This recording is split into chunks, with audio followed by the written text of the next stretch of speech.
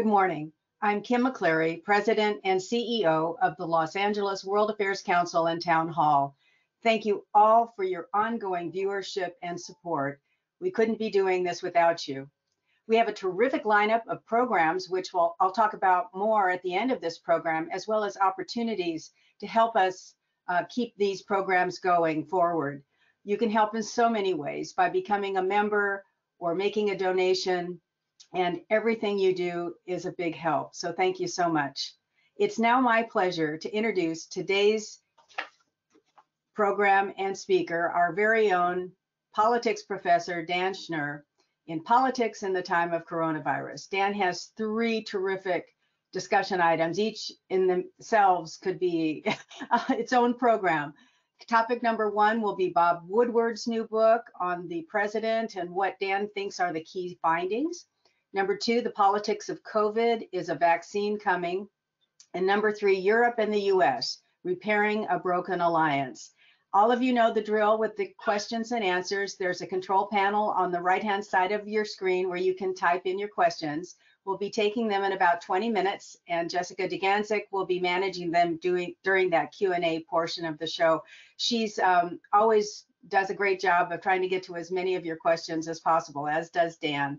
So with that, Dan, no further ado, I can't wait for today's discussion. Thank you so much, Kim, and it's great to have you back. Although I will tell you, and I think our audience would agree, Jessica and Claire were outstanding in your absence last week, but we're very, very happy to have you back. As Kim mentioned, our first topic today is going to be the blockbuster news from yesterday about Bob Woodward's new book. I will admit to you, as I did to the team here, that when I began preparing for this week's program on Tuesday evening, it seemed to me that the day's headline would almost certainly be the story that was published in the Atlantic magazine last Friday that alleged a series of very disparaging remarks that President Trump had made toward members of the American military who had been killed or captured in combat. And by this time yesterday, it was very clear that as interesting and as important as that news was, that the revelations about the book that Woodward has written on Trump, I think, are even more worth our time and conversation, although we can certainly talk about both and other things as well once we get to your questions and a little bit later in the program. So as I think most of you know, Bob Woodward has been writing these books for years. I mean, ever since he and Carl Bernstein, as young Washington Post reporters, broke the Watergate scandal way back in the 1970s and then wrote the book All the President's Men. For decades now, Woodward has written books on virtually every American president who has served since the 1970s, and has been able, through just an extraordinary level of very, very dogged reporting, to find information that most reporters are simply not able to ascertain about the goings-on of a White House and a presidential administration. The word in Washington, D.C., in both parties, is that the Woodward approach to reporting, sources somewhat disparagingly call it be a source or be a target. And one of the ways that Woodward is very effective in getting sources to talk is to present them information anonymously from other sources that reflects poorly on them, and that incentivizes them to talk. And I will tell you that while my own particular experience with this didn't make it into any of his books, I did have an experience many, many years ago in which Bob Woodward called me and left a message, and I called him back in a total panic.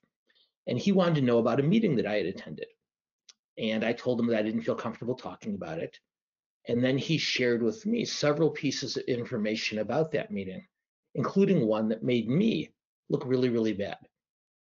And so when I defended myself to him, of course, what that ended up doing is confirming much of the rest of the information he had acquired about that meeting. And it's that approach to reporting that's allowed him to be extremely successful and present us with fascinating inside information on every president since Nixon to the present day. Now, over the years, what presidents of both parties have decided is that if they themselves talk to Woodward, that perhaps they can come off looking better in his books. Sometimes that works, sometimes it doesn't. And clearly President Trump, after Woodward's first book about Trump 2 years ago, the book Fear, in which Trump did not talk to Woodward, the president clearly decided that talking to him might allow him to come off in a more favorable light in this new book. And as I think you've all read or watched or heard, that clearly is not the case. So time doesn't permit now. Not only would we not get onto the other topics, we wouldn't be done until dinner time to go through all the findings that Woodward has published.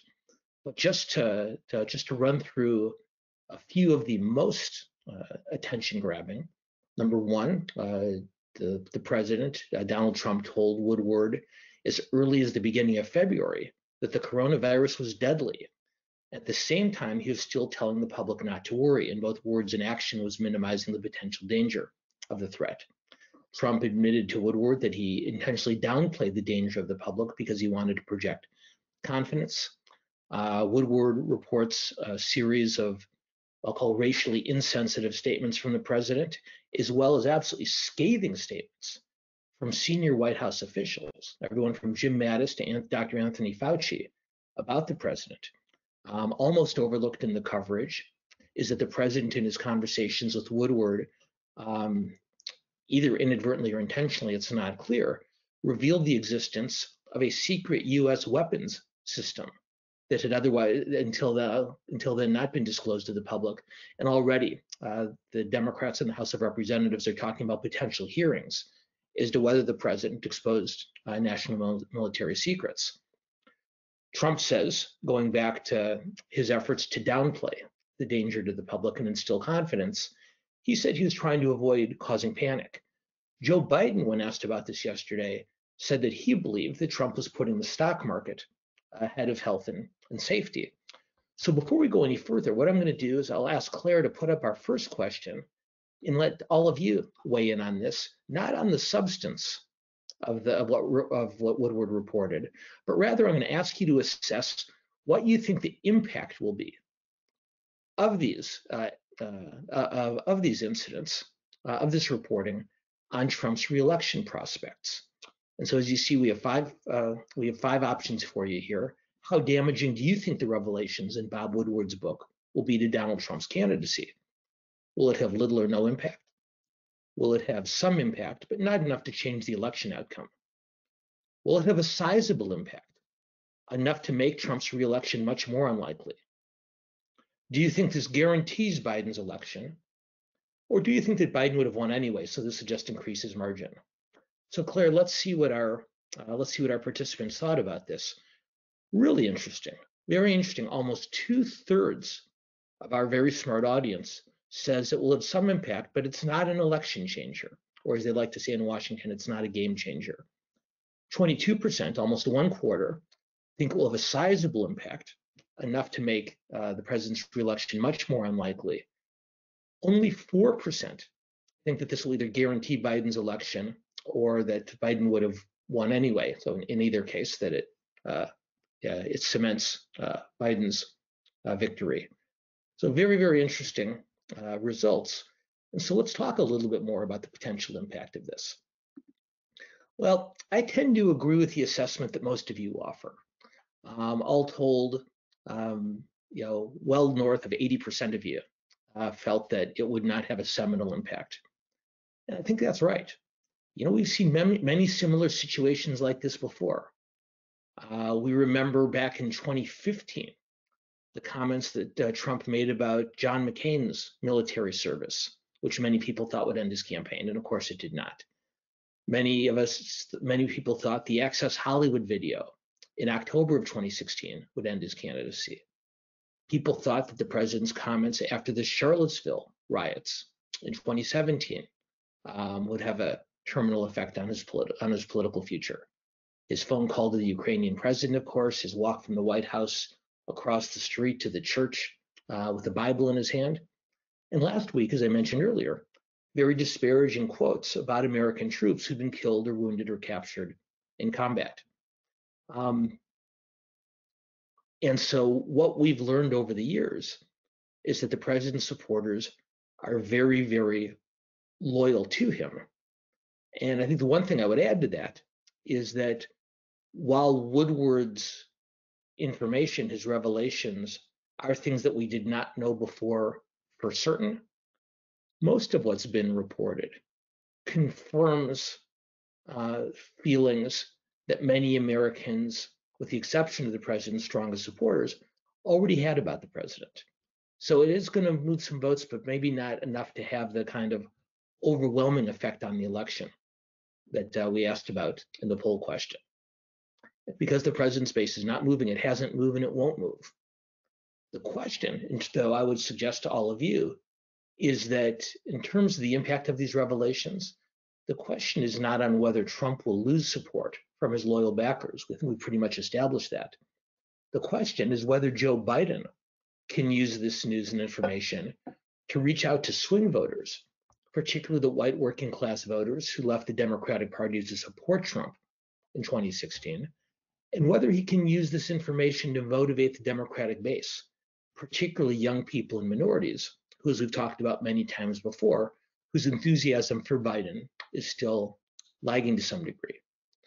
But even to a greater extent than that, there's one very pronounced impact that these revelations will almost certainly have on the campaign. The biggest problem for Trump with this news is it moves the focus of the conversation back to the coronavirus from the conversation he's been attempting to have over the last several weeks about crime and public safety and law and order issues. And while the president has had mixed success in reorienting the conversation, there's no question that many American voters have been paying a great deal of attention to the unrest in many cities across our country. This very decisively moves the focus of the campaign back to the coronavirus, which arguably is the Trump campaign's least favorite topic. The other thing it does, this news, is it freezes the campaign for several days. There's not much more that's going to be reported in a way that gets broad public attention for the time being, because the media is going to be so focused on Woodward's book and on the reaction to it. And that's not a good thing when you're running behind in the polls. When you're ahead, you want to freeze the campaign exactly where it is. You don't want anything to change. But when you're behind, you need to shift the discussion. You need to shift the focus of the campaign into directions that are more advantageous to you. Woodward is going to be appearing on 60 Minutes this Sunday night. Let's assume he'll make more news there. So it's probably the early middle part of next week before Trump is able to redirect the discussion to drive campaign coverage in a way that's more favorable to him. There are 53 days left until the election. That's not a lot. And for the Trump campaign, every day talking about Bob Woodward is a day that Trump is not making up ground in the polls. And of course, what that all does is it makes the debates even more important. And the first debate is less than 3 weeks away. It's 2 weeks from Tuesday. And while Trump will certainly attempt to make news in any number of ways and succeed in many ways between now and then, it's becoming even more likely than we thought before that these debates really are going to be seminal in how the race is defined going into the closing weeks. Few pieces of news that the Woodward book may have obscured. The first and possibly most impactful is that there was news yesterday about the Department of Homeland Security.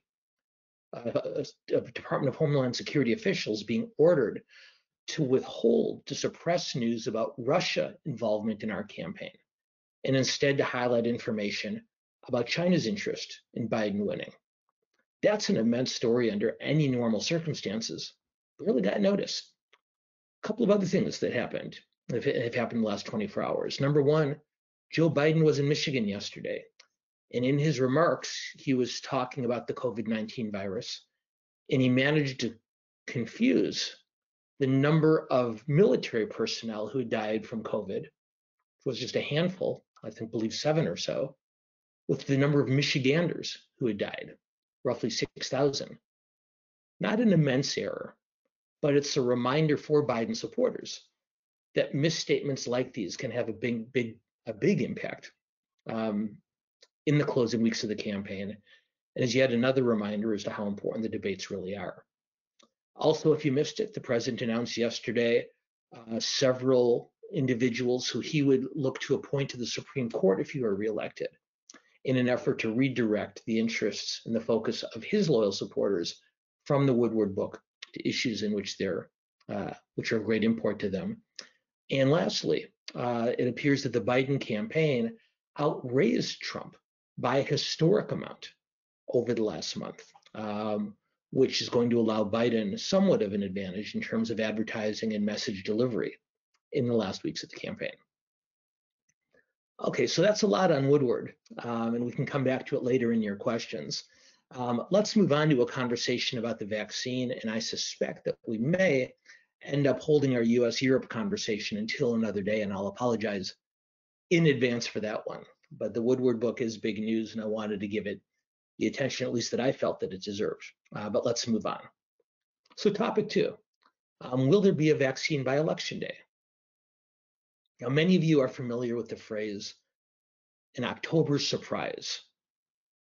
And the concept of an October surprise is the idea that an incumbent president will do something to make news, to shift the political conversation and the focus of the campaign in the last weeks before Election Day in a way that's advantageous to him.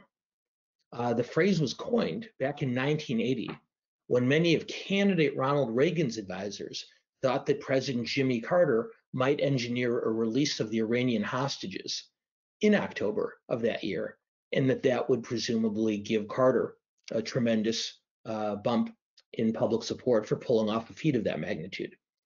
Obviously, it didn't happen.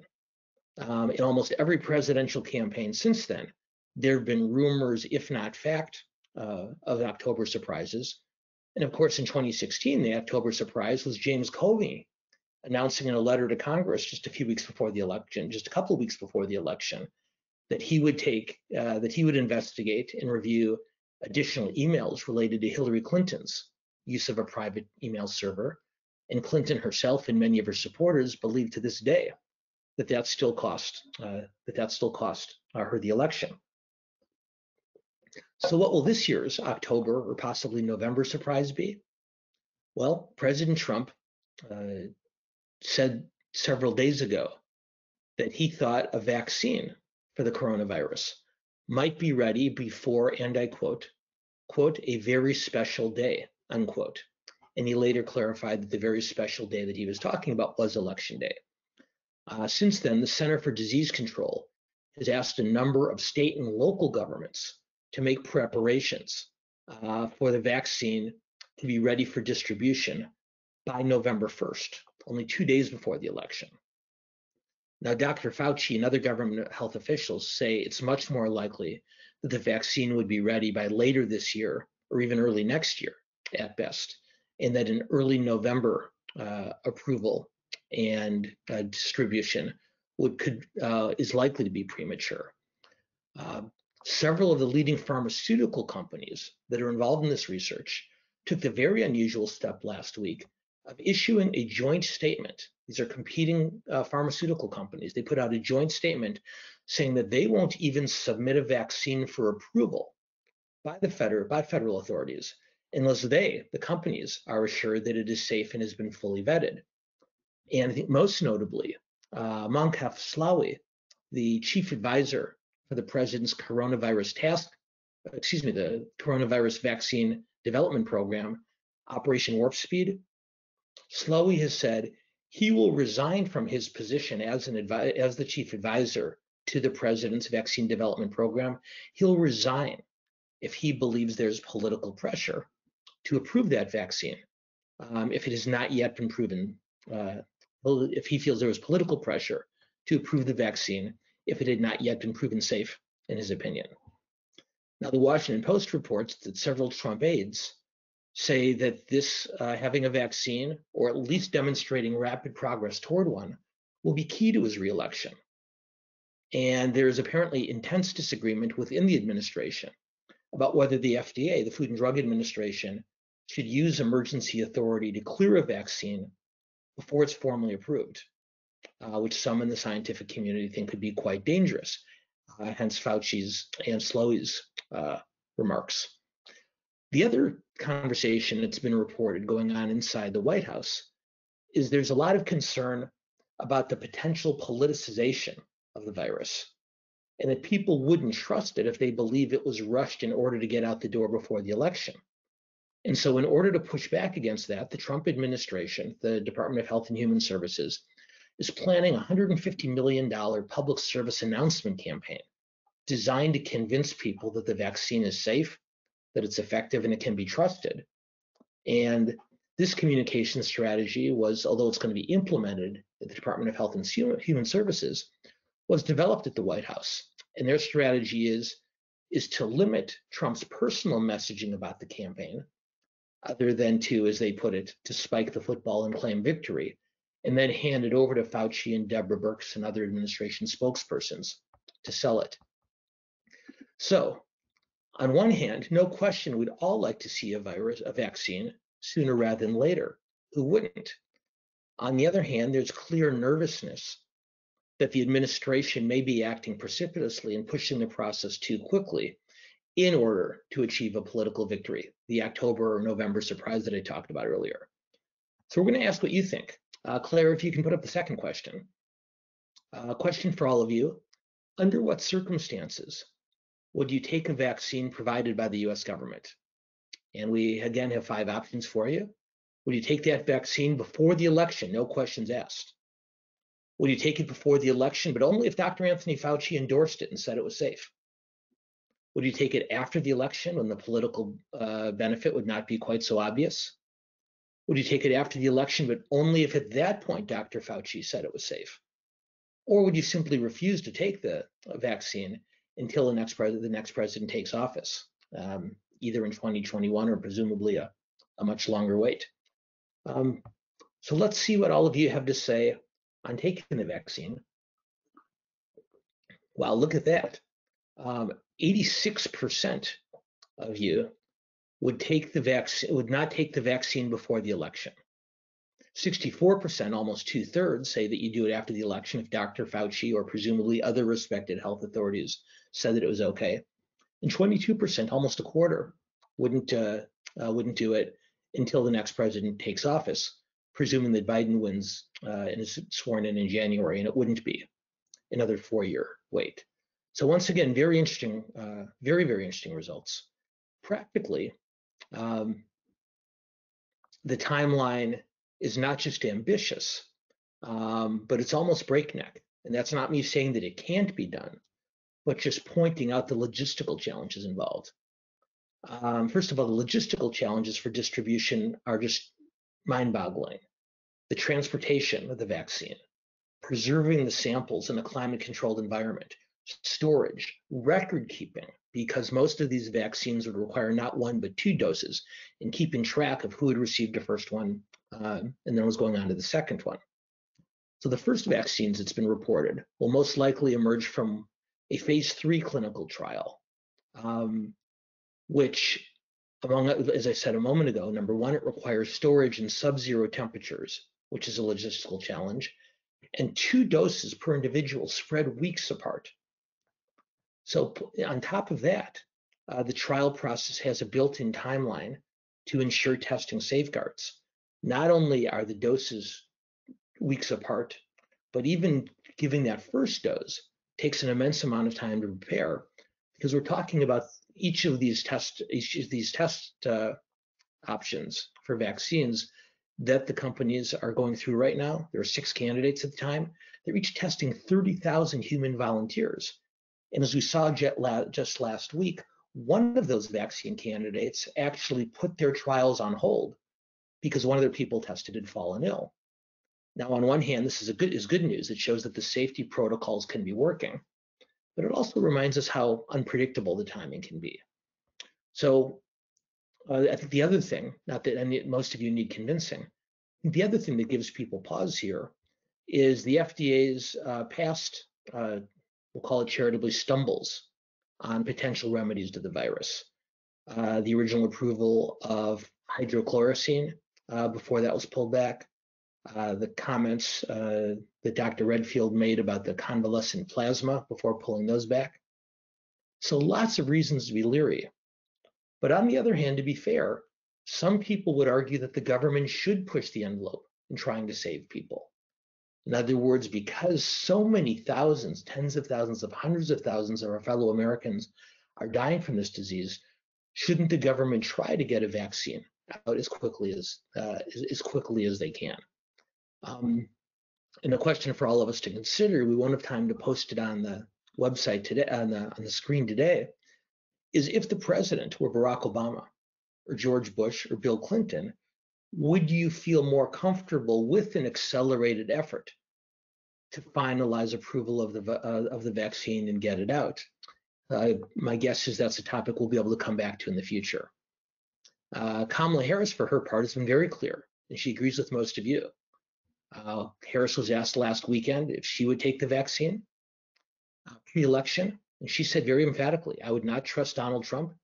It would have to be a credible source of information that talks about the efficacy and the reliability of whatever he's talking about," unquote. And that's obviously a direct quotation from Harris. Harris also expressed concerns that government scientists and public health officials won't be allowed to speak freely on any vaccine. And she, like all of you, said that she would trust the word of Dr. Fauci on whether the vaccine was safe to take or not. So obviously we'll keep up on this story over the next several weeks before the election. And if it appears that the Trump administration is moving forward toward the distribution of a vaccine, you can bet we'll talk about it again. So lots of ground to cover on those two topics. And unfortunately, that means that we'll need to put off our discussion about the Europe and US relationship for another week. But I promise you that will be one of our 3 topics of discussion next week. And so with that, Jessica, if you're willing to join me, I imagine we have some questions that we can begin to address. Yes, we do. Thank you so much. We've got one sent in by a member early. Do the results of the 2018 midterm elections provide any clues as to what to expect in the 2020 election results? Are there general historical patterns in midterms and presidential elections when there is an incumbent president running? Will the blue wave of the 2018 elections be repeated in 2020? Well, it's a really smart question, and I can offer 2 pieces of evidence as to the potential impact of the 2018 election on the 2020 campaign. And for better or worse, Jessica, those 2 pieces of evidence are in direct opposition to each other. What we see historically when we look back at presidents' midterm elections is first-term presidents under almost all circumstances throughout the modern era have seen their party lose large numbers of seats in Congress, in the House and the Senate, during their first midterms. The one exception to that was George W. Bush's first midterm election in 2002.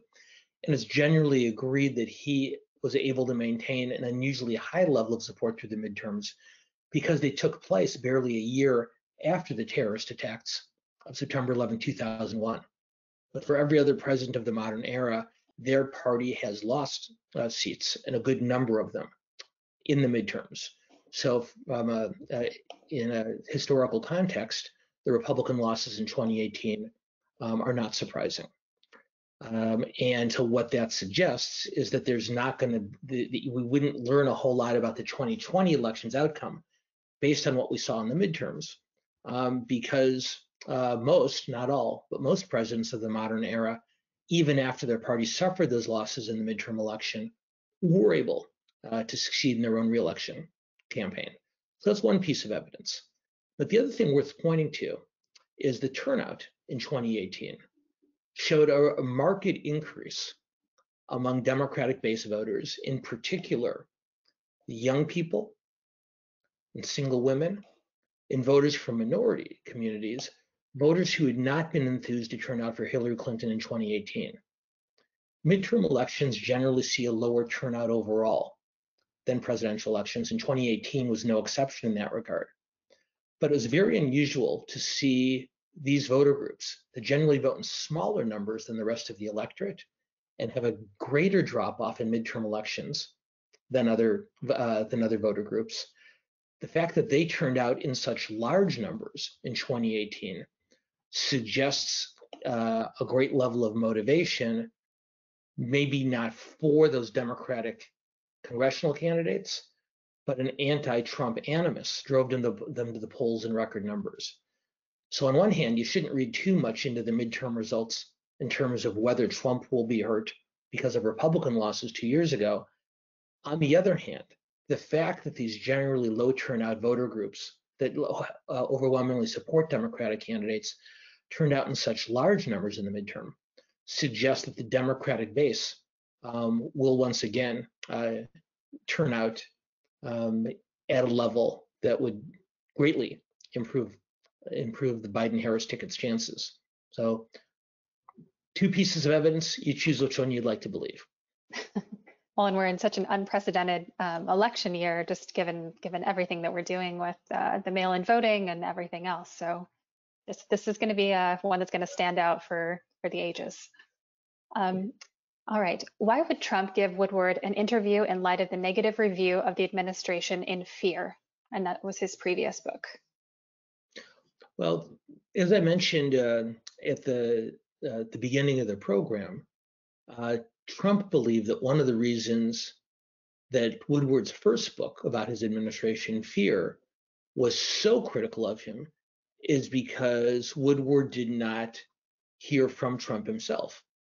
And as we know, whether it's talking to reporters or authors on television and speeches, Trump believes, often with justification, that he is his own most effective messenger. And we talked a few weeks ago about why the Republican convention was configured in such a unique way in order to give him more of a platform to communicate with his base of supporters. So Trump believed that Woodward would be more likely to tell his side of the story, his Trump side of the story fairly, if he, Trump, were to give him time and attention. And that's not unique to Donald Trump. Barack Obama made the same decision. So did George Bush. So did Bill Clinton. So did Ronald Reagan and George H.W. Bush. All of them thinking, if I tell my side, I might not come out unscathed, but maybe I can give Woodward a better understanding of what I was dealing with and therefore get a more favorable portrayal. Like I said earlier, sometimes that happens, more often it doesn't. But what appears to have happened is, unlike the other presidents who talked to Woodward in a formal setting, with staff there, with records and other substantiating material available to present to him, Trump did this more characteristically on the fly. Apparently they had a couple of formal sessions, but it's been reported that they spoke no fewer than 18 times. And often it was in calls that came from Trump toward Woodward late at night. So certainly a less ordered and a less organized process. And it does not seem to have worked out to the president's benefit. Thank you. We had several people ask this question. Do you think Woodward should have disclosed Trump's knowledge of the dangers of the virus prior to the book being published? Great question. And it's something that, had there been more time, I would have wanted to explore in my opening overview. So I'm really glad that so many of you raised it. The first thing I'm going to do is I'm going to point you to an excellent column on that very topic by Margaret Sullivan. Margaret Sullivan is the Washington Post's media editor, and she does an excellent job of casting a very critical eye on the news media in her column on a regular basis. And she wrote about this question this morning, and she talked to Woodward about it, because she, like you and like me, it's a logical question to ask. If Bob Woodward knew in February of last year that Donald Trump really believed the virus was much more deadly than he was saying publicly, should he have shared that with us? I don't have Woodward's precise quotes at hand, and I don't want to paraphrase him because I don't think it would do him justice. I'd encourage you to the article, but the gist of what he said is that, number one, Woodward, needed to confirm where Trump was given the information about how deadly it was. In other words, Trump told him at the beginning of February that he believed it was deadly, but it took quite a bit of time after that for Woodward to confirm that it had taken place in the national security meeting that we've all read about over the last day or so. And Woodward didn't feel that he could report Trump's conclusion unless he first knew where Trump had received that information. And the second thing that Woodward said, and somewhat admitted, he said, I didn't trust the president. I didn't know if he was telling me the truth or not. And it took a great deal of additional reporting in order to ascertain that, in fact, that had been how he had been briefed. So Woodward could go forward. Now, unanswered in Woodward's response and in Sullivan's column is, at some point between February or in September, Woodward did confirm that information. And so while it might have been most beneficial in February or March, even if Woodward did not confirm the national security meeting until April, May, June, could he have made that information public then? Like I said, Woodward did not address that. Historically, his books, while they break significant news, are written with the understanding from most of their sources that the information will not appear in the daily newspaper. It'll be saved until the book was written. It doesn't appear, it's hard to tell whether he had those types of agreements with either Trump or other sources. But I'd encourage you to read Sullivan's column, because that for me is the best explanation so far, at least in Woodward's words, about why he chose to hold off. Thank you. What do you make of Dr. Fauci's apparent assertion to Fox News that Trump has never distorted the threat of COVID-19? Well, Fauci, and we've talked about this before, has been walking a very tricky line ever since the outbreak of the virus. And there have been times when he has said things that have been critical of Trump, which has made the president very angry and has caused him to marginalize Fauci in the corona-related discussions in the administration. And there's other times when Fauci, in attempting to avoid being overly critical, has probably been more supportive than he would have under more normal circumstances. I'm not taking sides one way or the other. I'm just simply saying that Anthony Fauci is a medical practitioner, not a communicator. And it appears that over the last several months, there's been times when some of his comments have veered overly critical, in the direction of being overly critical toward Trump, and others in which they've defended the president in a way that probably was not justified. So while he has not been as consistently supportive of Trump as, say, Deborah Birx has been, it is clear to me that, like many administration officials, that Fauci is looking, going through this process, looking for ways to maintain some level of influence in the debate, while also maintaining his integrity. Sometimes he's successful at that, other times he isn't. Thank you. The World Health Organization did not declare a pandemic until March 11th, and Anthony Fauci gave a February 29th interview where he said that people may need to adjust behavior due to the virus, but not at that time. Do people forget that most of the country and world did not really believe that a lockdown was necessary until mid-March? I think we do tend to forget that. We all know now what the timeline was for the disease's arrival in this country and its spread. But it is worth remembering that in February and for much of March, that wasn't nearly as clear. I remember the week before the shutdown, I flew to San Jose to give a speech in Silicon Valley, and of course, Santa Clara County was the first hotspot in the state of California. And it was just 3 or 4 days later that we came to understand exactly how dangerous the virus could be here. So I was a little bit nervous at the outset. But I think the criticism that's being leveled against the president is not that many people minimized or may not have realized the potential impact of the virus for a longer period of time, but rather that his interviews with Woodward suggest the opposite, that Trump did understand from reliable briefings in late January and early February, that he did understand, in his words, how deadly the virus is. And by not making that information public, it allowed much of the country to believe it wasn't as much of a menace as, in fact, it could be. So yes, most people don't remember that. Most of them don't remember that because we hadn't yet seen the impact of the virus yet at that early stage. But I think the argument could also be made that one of the reasons we don't remember how dismissive most people were of it then is that we weren't hearing the same information that was being discussed at the highest levels of government about the magnitude of the threat. All right, this one is having, I guess, the poll creator being polled. So what is your own answer to the first poll question? Do you think the Woodward book will have any more impact than the others? How many people do you think are still undecided and open to hearing new information that could help them decide? And why do such astonishing new facts never seem to move the numbers much where they would have sunk any other previous president? Funny, in my class yesterday at USC, one of the students raised that very question specifically as it related to Donald Trump's comments about John McCain. And she wanted to know, we were reading about the 2016 campaign. She wanted to know why voters, Republican primary voters, were not angry with the president about it. And she said very specifically, she said, did they think what he said about McCain was okay? And my answer to her and my answer now is it's not that those voters thought it was okay, but they were simply more motivated to cast their ballot on issues relating to job creation, on international trade, on immigration, and other issues.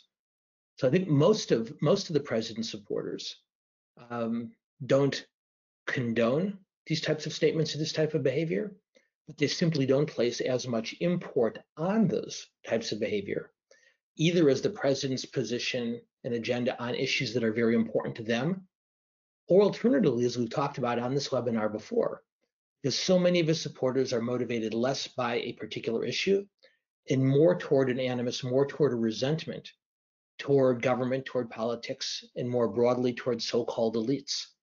And as long as Trump is standing up for them and making the case against the establishment, they're willing not to, they don't necessarily approve of these types of things, but they don't place as much import on them as they might under other circumstances. My own opinion on how much of an impact it will have, I think I talked about this just a little bit. For the reasons I just mentioned and others, Trump's base is not moving. And every time we've thought that it might, we've been proven wrong. So the impact, as I said earlier, that I think is that while it doesn't change the outcome of the election, it makes it much more difficult for Trump to make up the ground he needs to against Biden in order to win, both because the focus of the campaign has now shifted back from law and order to the coronavirus, from an issue that's favorable to Trump to one that's unfavorable, and because, as I said earlier, it sort of freezes the campaign in place for a number of days. And when there aren't a lot of days left, the candidate who's running behind needs to do something to change the conversation, and that's not going to happen until early next week, at the earliest, in all likelihood. Thank you. I was surprised to see President Trump go after the generals this week. It seemed like a blatant attempt to split or divide the generals from the rank and file. Curious on your thoughts of what is going on here. And someone also asked, do you think recent polling of active military indicating stronger support for Biden over Trump is significant? Do you know what the difference is between officers and enlisted personnel? So the second question first. There's a poll released last week that showed active duty military personnel and their families and voters in communities surrounding military bases are supporting Joe Biden in much higher numbers than they'd normally support a Democratic candidate for president. Not surprisingly, servicemen and servicewomen and those in their immediate circles tended to be more supportive of Republican candidates in the past, given the way the two parties come at issues relating to military preparedness and national security. And the fact that the polls are showing that these voters are shifting toward Biden is very notable and is a potential to be very important. So why did Trump take on the generals? Why did he call them, basically war profiteers? My own guess, and it's just a guess, of course, is that the Atlantic magazine article last week that alleged that Trump had said such disparaging things about American military personnel, about American soldiers, is that Trump was so stung by that and recognized, I think with some justification, how much that could harm him politically, that rather than simply denying the charges and moving on, Trump had returned to them almost every single day for the next several days in order to keep trying to push them back. And I suspect the questioner's instinct is right, that Trump felt that he could separate out servicemen and servicewomen from the generals, and that particularly for those voters who prioritize military national security issues, particularly the type of working class voters that we talked about earlier, I think Trump was gambling, maybe purposefully, maybe intuitively, that by separating out generals, that they became the same sort of elite establishment as the political establishment and the coastal establishment, against which he fosters resentment among his voters. So I do think it was probably an attempt to separate out generals from enlisted personnel and lower-ranking officers, but more broadly, I think it was simply an attempt on Trump's part to get out from under a story that he knew was that he knew could be very damaging to him. Thank you. Is there any study that identifies what would cause a significant number of Trump's loyal followers to rethink their support for the president? I don't know what that would be. And the Biden campaign, I think, understands that in order to win, they don't need to persuade the president's most loyal supporters to switch sides. While there aren't a huge number of undecided voters in this country, for Biden to win, he needs to win over a majority of those swing voters. And as we've talked about before, Trump really isn't making that strong of an effort for them at this point anyway. But the way 21st century politics works, as opposed to the way I learned it way back in the day, is that persuading people to switch sides is much less of a priority than it once was. And motivating your own supporters to turn out in greater and greater numbers becomes a much higher priority. So is there something that could convince a loyal Trump supporter to switch sides in the next 53 days? I don't know what that is. But if the Biden campaign were to think that that was something they needed to accomplish between now and Election Day, they'd probably be making a fairly significant strategic error. All right, thank you. Why are Biden's minor verbal gaffes a big deal when Trump makes major verbal disasters every day? I think it gets back to the question we've discussed before about the level of motivation and passion among a candidate's most loyal supporters. It was famously written by a conservative journalist 4 years ago, a woman by the name of Selena Zito, who wrote, "Trump's supporters don't take him literally, but they take him seriously." In other words, they're willing to overlook his misstatements because they are so deeply invested in his political success. Biden's supporters are less passionate about his candidacy for all the reasons that we've talked about in past webinars. And so they're more likely to be unsettled by a verbal misstatement than they might be if they were more deeply invested. But every candidate, every president makes gaffes. Barack Obama in his campaign in 2008 once referred to the 57 states in the United States of America. But his supporters, like Trump's, were extremely emotionally invested in him, and they were willing to write that off. Democrats who, one, aren't quite as excited about Biden, and number two, who are still very skittish about the outcome of the 2016 election, probably are focusing more attention on these things. Because I think they understand that in a high-stakes debate environment, that they could make a difference, even if it's disproportionate to the import of the statement or misstatement. Thank you. Current poll aggregate indicates Biden has a 7.5% point lead in the popular vote. How can Trump possibly make up for that deficit by Election Day, or even get it down to the 2.1% margin that Clinton had in 2016? So a couple points here. Number one, I believe we talked about this a week or two ago.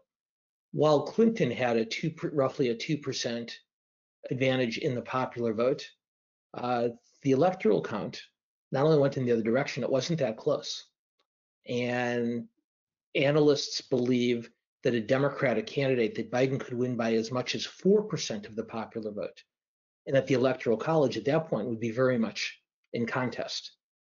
So while clearly the Trump campaign would rather close to a 1 or a 2-point margin, I think they understand at this point realistically that it's very unlikely that Trump would win the popular vote. But while they'd prefer to close it to a margin similar to 2016, they don't have to. And even a 3 or 4-point margin in Biden's favor still gives Trump a fighting chance in the Electoral College. How does Trump make up that ground? Well, he does it less by persuading undecided voters than he does by motivating his own most loyal supporters. As we've talked about in this webinar before, I keep using that phrase today, but we've been at this for a number of months now, so it's only natural that I start to repeat myself. But as we talked about a couple of weeks ago, the largest number of eligible non-voters in the states of Pennsylvania and Michigan in 2016 were not young people, were not voters from minority communities, rather they were white working class voters. So while Biden's campaign is trying to motivate existing registered voters from those communities to turn out on his behalf, Trump's campaign is working really hard to register a whole swath of this demographic group that is unusually supportive of him. And in some states, yeah, they have made tremendous strides in terms of voter registration. So for Trump to close that gap, it probably means winning back some of the older voters and suburban voters who he's lost to Biden this year, which, as we've talked about before, is one of the reasons he emphasizes law and order issues so frequently. But the most important priority for Trump's campaign to close that gap from 7 down to 3 or 4 is to motivate non-voters who are culturally and ideologically similar to the base of Trump's support base to turn out. Thank you. It's an uphill fight, but it certainly can be done. And there's a new poll in Wisconsin out this morning that shows that the race is pretty much unchanged since it was before the controversy in Kenosha. Biden with a 4-point lead. The state of Florida, according to polling that came out earlier this week, is roughly tied, with Trump doing unusually well for a Republican among Latino voters, primarily because of his support from Cuban American and Venezuelan American voters. So 7.5 points seems like a lot. But as this race gets fought out, particularly in a small number of swing states, that base motivation, I think, ultimately is what would accomplish for Trump the goal that the questioner asked about. Thank you. Sorry if I interrupted you. No worries. Thoughts about the efficacy of Biden focusing so heavily on coronavirus versus focusing on a few major things his administration would do to address virus, economic, and racial issues. Do you think Biden's approach is effective going forward? Well, I think the Biden campaign understands, and I think they're correct about this. They understand that Trump's biggest weakness is the voters' perception of his mishandling of the coronavirus. And the reporting that Woodward did will almost certainly reinforce that. What Biden is trying to do is talking about coronavirus not just as a standalone issue, but talk about it in the context of job creation and economic growth, talk about it in the context of healthcare, talking about it in the context of education and school reopening. So it's certainly receiving a disproportionate share of attention from the candidate and from the campaign. And under more normal circumstances, I would probably advise the campaign to broaden its issue base to some degree. But I think as long as Biden is tying a discussion about the virus and the pandemic to issues like the economy and healthcare, that probably is a smart approach. He'll certainly govern on many other issues after he takes over, if he takes over in January, but this will be the most important priority for his administration if he is elected. It's also natural that he focuses a large amount of attention on it during the campaign, because if he's president, economic and healthcare and education and other public policy issues are going to be unavoidably linked to coronavirus discussion and debate anyway. So all in all, I think this is the right approach. It's capitalizing on the president's greatest weakness, and it does point to the issue that will almost certainly consume a presidential administration from either party come next year. Thank you. I have a question from someone about the FDA approval process, which I don't know if that's a question you can answer. So I'm going to check with you before I ask. Yeah, I have to admit, this is because we do politics in the time of coronavirus as opposed to healthcare in the time of coronavirus. I do know that the FDA approval is required, but I'm less familiar with the internal workings of the agency. So I might have to beg off on that one and come back to it next week. Sounds good. Jennifer, sorry about that, but we'll do our research. All right. Can you comment on William Barr using the Justice Department to defend Trump in a civil suit? Yeah, this is another story that under more normal circumstances would have gotten an immense amount of attention. Jean Carroll, the author, has accused Trump of many years ago of having assaulted her in a public place, in a department store dressing room. Trump has denied it. Carroll has filed suit against Trump for defamation from the things he said when he was denying it. And in the last several days, the Justice Department has essentially assumed control of the case, saying that this is not a private matter between Jean Carroll and Donald Trump, but that this is a lawsuit against the President of the United States and therefore ought to be defended by the Department of Justice. I'm not a lawyer any more than I am a medical expert. So on the merits, my uninformed instinct would be, is that sounds wrong, since what Carroll is suing Trump for took place outside the formal responsibilities of the President of the United States. That said, the Attorney General, who has shown himself to be extremely loyal to the President, has defended this arrangement. The practical impact of it, for those of you who haven't followed it, is if the lawsuit for all practical purposes is filed not against the individual Donald J. Trump, but for all practical purposes, if the lawsuit is now essentially filed against the United States of America, the likelihood of a favorable outcome for Ms. Carroll or even a settlement becomes much, much less. But once again, a story that would have dominated headlines under more normal circumstances is simply obscured by the type of news that we're talking about for the first portion of the panel today.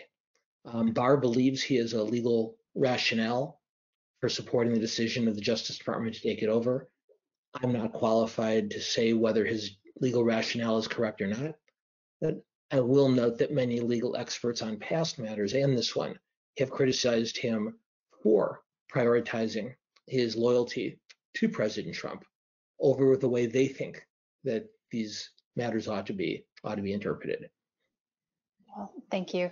This hour flew by, so I'm so sorry. I know we had a few more questions to go, but we got through a lot today. So Dan, thank you so much. Kim, I'm going to turn the conversation back over to you. Dan, thank you again for such an insightful discussion. We learn more every week from your great analysis. So thank you so much. For our viewers who are enjoying politics in the time of coronavirus, please type the name Schnur, S-C-H-N-U-R, in honor of Dan, to the number on the screen. Please give what you can. We really need your help to keep these quality live streams going. And speaking of live streams, we have a fabulous lineup. Tomorrow, a conversation with Mexican Ambassador to the United States, Martha Barcena Coqui, in conversation with Maria Contreras Sweet, who was the 24th administrator of the Small Business Administration under President Obama. We also have, as we mentioned, launched the 2020 election series that Dan's going to be part of a lot of that. We have speakers such as General John Allen of the Brookings Institute, Alex Padilla, Ron Brownstein, just to name a few.